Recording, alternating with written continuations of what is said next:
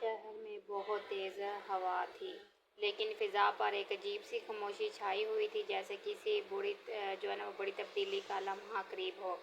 شہر کے بڑے دروازے سے ایک کمزور سا مسافر داخل ہوا، گرد و غبار میں لپٹا ہوا، خاک آلود، مگر اس کی آنکھوں میں عجیب سا سکون تھا، جیسے دنیا کے شور و گل سے بے نیاز ہو۔ وہ نہ کچھ بولا، نہ کسی سے کھانا مانگا، نہ پانی مانگا، بس سیدھا مسجد کے دروازے پر جا کر ایک جھونپڑی کے سائے میں بیٹھ گیا۔ شہر کے لوگ اسے حیرت سے دیکھتے رہے۔ اس کا چہرہ تھکا ہوا تھا، مگر تھکن دنیاوی نہیں تھی، وہ چہرہ کسی اور ہی جہاں کی گواہی دے رہا تھا۔ رئیس شہر زبیر اپنے نوکروں کے ساتھ اس بازار سے گزرا۔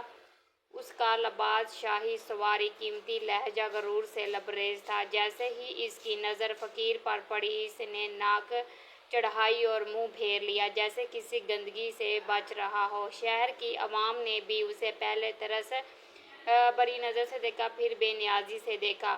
کسی نے اسے کچھ کھانے کو نہ دیا، کیوں نہ کہ اس نے مانگا ہی نہ تھا۔ وہ سارا دن خاموشی سے مسجد کے باہر بیٹھا رہا، نہ ہلا نہ بولا۔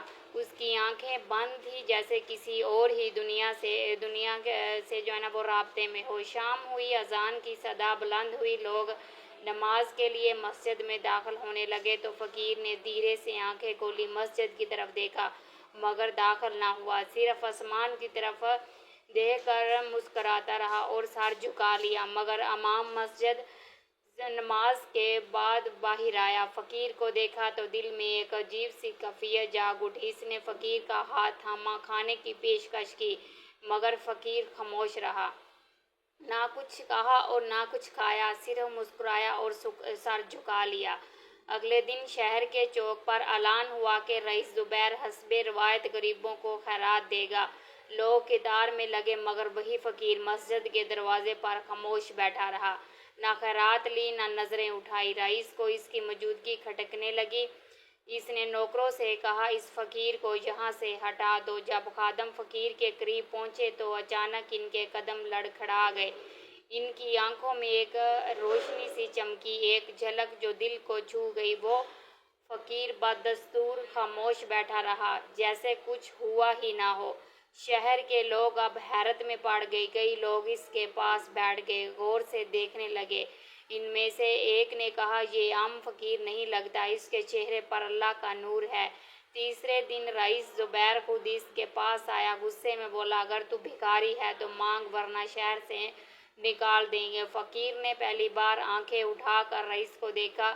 ان آنکھوں میں ایسی گہرائی تھی، رئیس کا دل لرز اٹھا، بے چینی سی اسے گھبرانے لگی، بے چینی سی اس پر طاری ہوگی اور اس کا دل گھبرانے لگا۔ اس رات اسے نیند نہ آئی، نہ کھانے میں لذت رہی، نہ مال میں دل لگا۔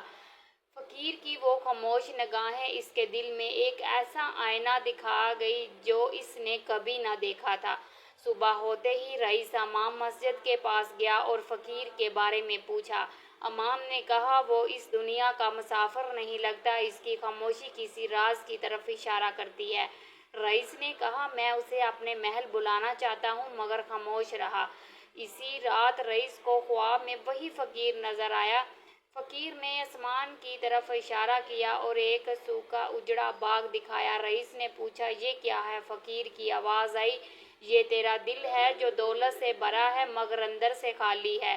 رئیس سحر کے وقت قبرستان کی طرف روانہ ہوا، وہاں اس نے فقیر کو ایک پرانی قبر کے پاس بیٹھے پایا۔ فقیر نے سر اٹھا کر رئیس کو دیکھا اور مسکرایا۔ رئیس کی آنکھوں سے آنسو بہنے لگے۔ اس نے معافی مانگی، مگر فقیر خاموش رہا۔ کھانے کی پیشکش کی۔ فقیر نے صرف اتنا کہا، جس دل میں غرور ہو وہاں نہ خیرات کا ثواب ہوتا ہے، نہ عبادت کا اثر۔ ایک جملے نے رئیس کی دنیا بدل دی۔ اب وہ شہر کے یتیموں، بیواؤں، غریبوں کی خدمت کرنے لگا، اپنی دولت کا بڑا حصہ نیک کاموں میں وقف کر دیا۔ شہر کے لوگ حیران تھے، رئیس بدل چکا تھا، مگر فقیر اگلی صبح ہی غائب ہو گیا۔ کوئی نہ جانتا تھا وہ کہاں سے آیا اور کہاں گیا۔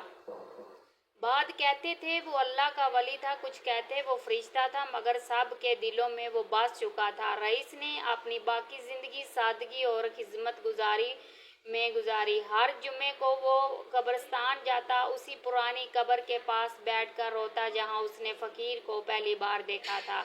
فقیر کے بعد رئیس کی زندگی میں روحانی انقلاب آ چکا تھا۔ وہ یتیموں کو کھانا کھلاتا، غریبوں کی عزت کرتا اور غرور سے نفرت کرتا۔ ایک رات پھر وہی فقیر اس کے خواب میں آیا اور کہا، اب تیرا اصل امتحان شروع ہونے والا ہے، تیار ہو جا۔ اگلے دن خبر آئی کہ رئیس کا قافلہ جو سلطنت کی سرحد سے مال لایا کرتا تھا، ڈاکوؤں نے لوٹ لیا۔ قیمتی خزانے، غلام سب کچھ چلا گیا۔ رئیس کو بھاری نقصان ہوا، مگر اس نے صبر کیا، شکر ادا کیا۔ اس کی عاجزی میں مزید اضافہ ہو گیا۔ شہر کے لوگ حیران تھے کہ وہ اب سادہ لباس میں مسجد آتا، صدقہ دیتا، ذکر کرتا، کچھ طنز کرتے، مگر رئیس صرف دعا کرتا، یا اللہ اگر یہ آزمائش ہے تو مجھے صبر عطا فرما۔ اسی رات فقیر کی آواز اس کے دل میں آئی، جب تجھ پر دنیا کے زخم لگتے ہیں تبھی دل کی آنکھیں کھلتی ہیں۔ اگلی صبح رئیس کی بیمار بیٹے کی حالت بہتر ہونے لگی۔ حکیم نے کہا، یہ شفا ہمارے علم سے باہر ہے۔